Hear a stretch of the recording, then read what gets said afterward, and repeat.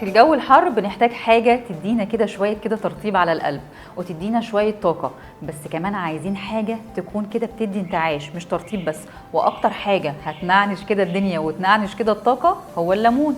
فتعالوا معانا هنعمل كاسات بس بطعم من الاخر. اول حاجة عندي كريمة الكاستر، عندي هنا 3 كوبايات من اللبن، 3 معالق من النشا، 2 صفار بيضة، عندي عصير ليمون، وعندي نص كوباية سكر تقريبا ممكن ازودها لو انا حابة اكتر، عندي بشر ليمون وكمان فانيليا. هنيجي بقى للكريم شانتيه بتاعنا او طبقه الكريمه التانية. عندي هنا كوبايتين من الكريم شانتيه البودر الخام، وعندي كوبايه من اللبن المثلج، وعندي هنا كوبايه من الحليب المبخر، وعندي كمان سكر بودره. اول حاجه عندي من غير نار هنا كده خالص كله على البارد، هنزل بكميه اللبن بتاعتي لكريمه الكاستر اللي عندي، وادي السكر وادي عصير الليمون. طبعا اللي هيقول لي طب الليمون هنا هيفصل عندي اللبن، هقول لكم في عندي هنا نشا فمش هتفصل معايا اللبن. طبعا فانيليا حتى لو انا حاطه عصير ليمون بس علشان صفار البيض، عندي 2 اهم، وعندي شويه كمان من بشر الليمون. ممكن استغنى عن الفانيليا على فكره، بس انا بحب الاتنين ميكس مع بعض. وهقلب كل الكلام ده عندي مع بعض على البارد قبل ما اولع النار خالص، واتاكد انه مفيش عندي اي كتل خالص وان كل حاجه عندي دايبه مع بعض. وعلشان هو صوص ليمون فمحتاجه شويه اتقل اللون بتاعي، هضيف هنا كده شويه كده من اللون الاصفر الغذائي، وده موجود عندنا في السوبر ماركت او محلات بيع خامات الحلويات او من عند العطار. ابتدي هنا في المرحله دي بقى اشغل النار. اهم حاجه انه اي حاجه فيها نشا وبيض حتى لو صفار بس او بيضه كامله لازم ايدي فيها على طول علشان ما يكتلش معايا. انا محتاجه انه يكون القوام بتاعه قوام كده كريمي وناعم وفلافي كده، ما يبقاش فيه اي كتل خالص.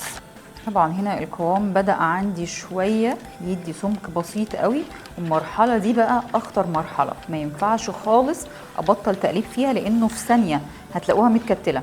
طبعا اللي مش حابب بشر الليمون يكون باين كده ممكن يصفيه في الاخر، وممكن يضربه في الخلاط مع الكريمة كلها، بس انا ضفته ليه علشان اعزز الطعم عندي اكتر ويكون الطعم عندي اقوى بكتير.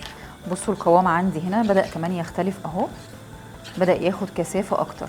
في المرحلة دي بقى هنزل كده بمعلقة من الزبدة اختياري، بس عايزة اقول لكم ان الطعم بتاعها بيكون غني جدا جدا وطعمها حلو، ومش لازم انزلها في الاول، انا محتاجة ان انا انزلها في الاخر زي ما احنا عملنا كده علشان طعمها يكون باين اكتر ريتشي. شايفين شكل الكريمة اصلا تحفة. عايزة اقول لكم الكريمة دي بنستخدمها لحشوات وكمان بنستخدمها في تارت في اكلير زي ما احنا حابين. هسيبها عندي بقى على جنب كده لحد لما تبرد.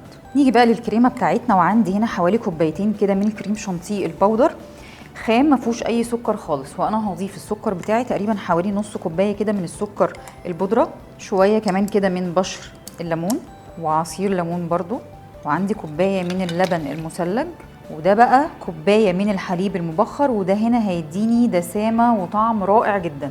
وابتدي طبعا اميكس كل ده مع بعض.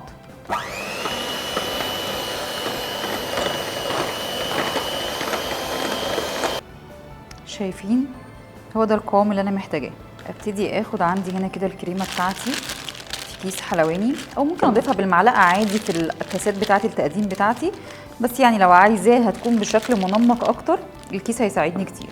عندي بقى هنا بسكوت، اي بسكوت ساده باي كميه انا حباها، حتى لو باقي عندنا بسكوت مثلا من العيد فممكن ان انا اطحنه. الحاجات دي بتبقى حلوه قوي في اعاده التدوير في اي وصفات تانيه.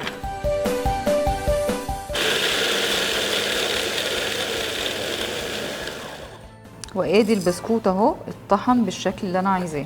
اول حاجه عندي هنا طبقه كده من البسكوت، وزي ما انا حابه كتير او قليل براحتي جدا. عايزه اقول لكم ان البسكوت ده احنا ممكن نطحن معاه سنه قرفه صغيره، وممكن كمان نطحن معاه شويه بشر ليمون صغير لو عايزه بقى الموضوع بقى ايه يزيد مزازه اكتر معايا.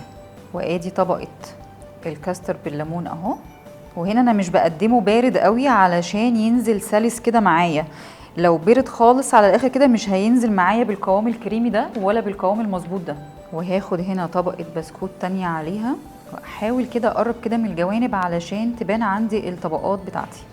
وبعد كده الطبقه بتاعه الكريمه هنكسرها كده ببسكوته كده كامله او شويه بشر ليمون زي ما احنا حابين.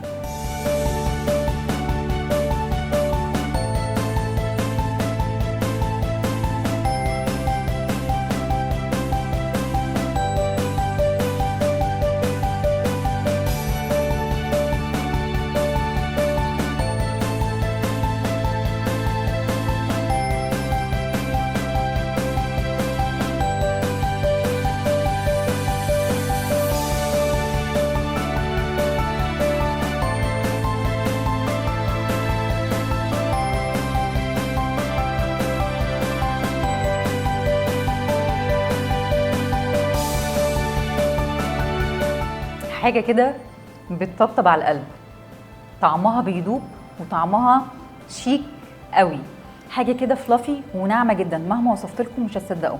جربوا الوصفه دي علشان بجد ادمان. باي باي.